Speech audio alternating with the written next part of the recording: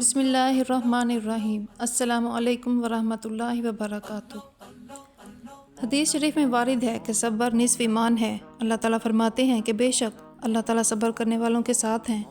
انسان کے اندر دو قوتیں ہیں، ایک دین پر ابھارتی ہے، دوسری خواہش نفسانی کو ابھارتی ہے۔ پہلی قوت کو دوسری قوت پر غالب کر دینے کا نام صبر ہے۔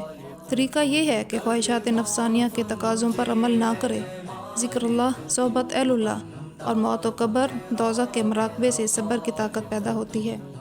بس نفس کو دین کی بات پر پابند رکھنا اور دین کے خلاف اس سے کام نہ ہونے دینا ہی صبر ہے۔ اگر مالدار ہے تو ایسے دولت والوں کے لیے صبر یہ ہے کہ دماغ خراب نہ ہو، خدا تعالیٰ کو نہ بھولے، موت اور قبر کی بے کسی کا دھیان رکھے، غریبوں کو حقیر نہ سمجھے، ان کے ساتھ نرمی اور احسان کرے۔ ایک اور موقع پر صبر یہ ہے کہ عبادت کے وقت سستی نہ آنے دے، خواہ نماز ہو یا زکوٰۃ دینا ہو۔ ایسے موقع پر صبر تین طرح کا ضروری ہے۔ عبادت سے پہلے نیت درست کر کے صرف اللہ تعالیٰ کی خوشنودی کے لیے کرتا ہوں، نفس کی کوئی غرض شامل نہ ہو۔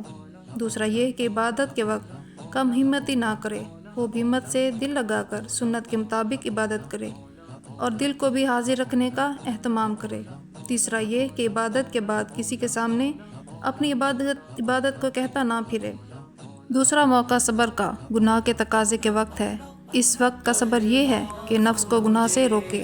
تیسرا موقع صبر کا یہ ہے کہ جب کوئی مخلوق تکلیف دے، برا بھلا کہے، تو اس وقت کا صبر یہ ہے کہ بدلہ نہ لے، خاموش رہے اور یہ خیال کرے ہم آج اس کی خطا معاف کر دیں گے تو کل اللہ تعالیٰ ہماری خطائیں بھی معاف فرما دیں گے۔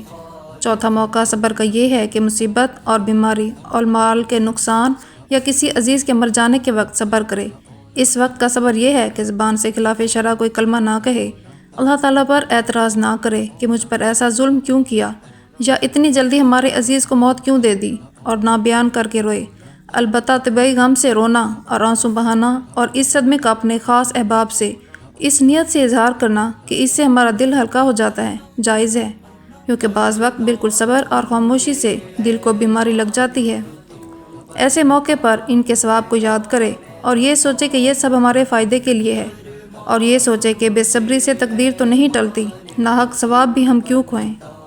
مصائب کیوں آتے ہیں؟ دنیا میں نقصان اور حادثات ہمارے یقین کو بنانے کے لیے آتے ہیں۔ جیسے بچے کو کوئی کھلونا اتنا پسند آ جاتا ہے کہ وہ ماں کو کھیل ہی میں بھول جاتا ہے، تو اس کی ماں اس کا کھلونا گم کر دیتی ہے۔ پھر کھلونے کو نہ پا کر بچہ جب روتا ہوا ماں کے پاس آتا ہے تو وہ کہتی ہے، آ میرے لال، میری گود میں آ جا، میری آنکھیں ترس رہی ہیں تجھے دیکھنے کے لیے۔